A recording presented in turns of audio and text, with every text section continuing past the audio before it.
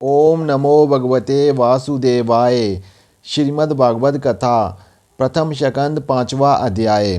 नारद जी का श्री वेदव्यास जी को भागवत रचना का आदेश तथा अपने पूर्व जन्म के इतिहास का वर्णन। व्यास जी को उदास देखकर नारद जी ने कहा, व्यास जी, आपने वेदों का विभाजन करके महाभारत और अन्य 17 पुराणों का निर्माण किया है, फिर भी आप इतने चिंतित क्यों हैं? आप मुझे अपनी चिंता का कारण कृपा कर बतलाइए। नारद जी, आप सर्वंतर्यामी एवं तत्वज्ञानी और परम प्रवीण हैं, अतः आप कृपा कर मुझे कोई ऐसा प्रयत्न बताइए जिससे मेरी आत्मा को शांति मिले। इतने सुंदर ग्रंथों की रचना करने पर भी न जाने मेरे हृदय में क्यों संतोष नहीं होता है। देवऋषि नारद जी बोले, हे व्यास जी, जिस प्रकार आपने महाभारत तथा अन्य 17 पुराणों में ईश्वर के गुणानुवादों का उल्लेख करके यज्ञ, तप, तीर्थ, दान, व्रत, नियम, युद्ध, देवता एवं संसारी प्राणियों पर विस्तार सहित वर्णन किया है, उसी प्रकार आपने श्री नारायण भगवान के चरित्र, लीला, गुण तथा यश से परिपूर्ण किसी उत्तम ग्रंथ की रचना नहीं की है। अतः भगवत भक्ति के बिना सभी शास्त्र अधूरे हैं। इसी त्रुटि के कारण आपको हृदय में संतोष नहीं हुआ है। परब्रह्म प्रभु की लीला करते अथवा अन्य ग्रंथों को पढ़ने सुनने से क्या लाभ?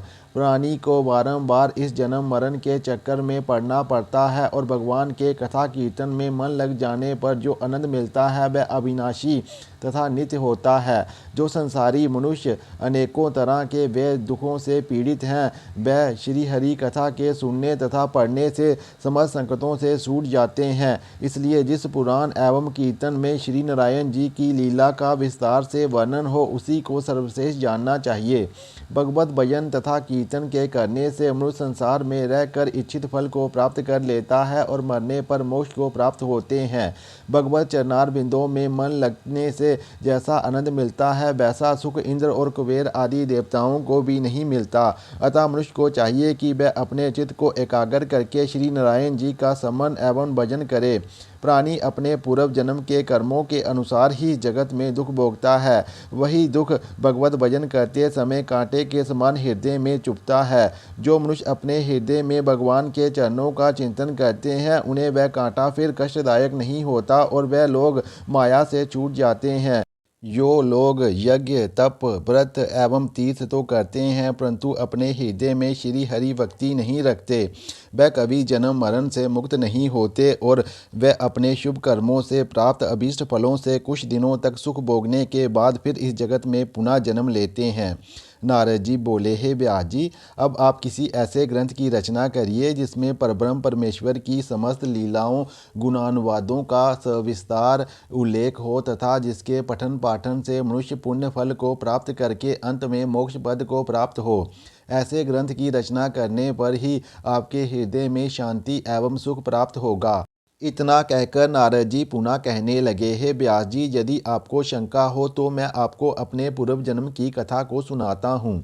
मैं पूर्व जन्म में एक दासी का पुत्र था। मेरी माता एक वेदांतक ब्राह्मण की सेवा किया करती थी और वह ब्राह्मण साधु संतों की सेवा किया करता था।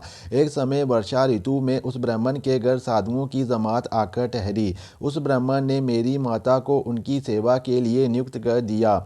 मैं बालक होने के कारण अपनी माता के साथ दिन रात उन साधुओं में रहता था, जिससे उनके द्वारा परमेश्वर का गुणानुवाद सुनता था तथा उन साधु लोगों को भोजन करने के पश्चात जो जूठन बचती थी उसे मैं बड़े प्रेम से खाता था।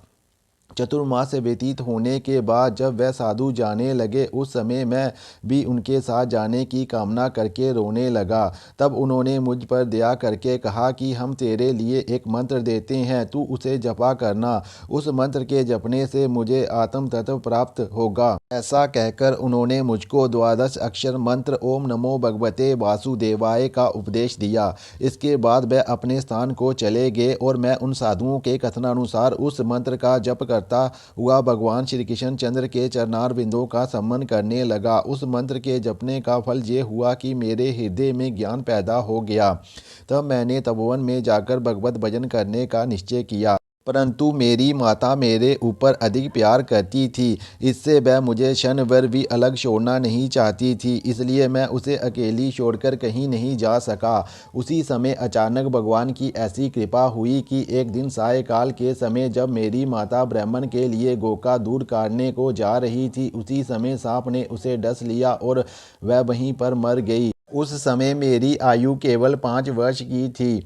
माता का देहांत हो जाने पर मैं घर से उत्तर दिशा की तरफ चल दिया और मार्ग में अनेकों नदी नाले एवं पहाड़ों को लांघता हुआ एक घोर जंगल में पहुंच गया। वहां बहुत से हिंसक पशु मुझे दिखलाई दिए, परंतु ईश्वर की कृपा के भरोसे पर मुझे किसी का डर नहीं लगा। तब मेरा ध्यान भगवान के चरणों में लगा हुआ था, अतः मुझे भूख प्यास भी नहीं लगी।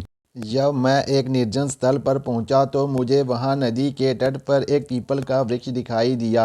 मैं उसी के नीचे बैठकर श्री हरि का चिंतन करने लगा। उस ध्यानावस्था में मुझे ऐसा मालूम हुआ कि भगवान श्याम सुंदर अपने चतुर्भुज रूप से हाथों में शंख चक्र गदा पद्म लिए, मस्तक पर किरीट मुकुट और कानों में कुंडल पहने, घुंघराले बाल, तपहरणी चितवन, मंद मंद मुस्कान में मुझे दर्शन दे रहे हैं।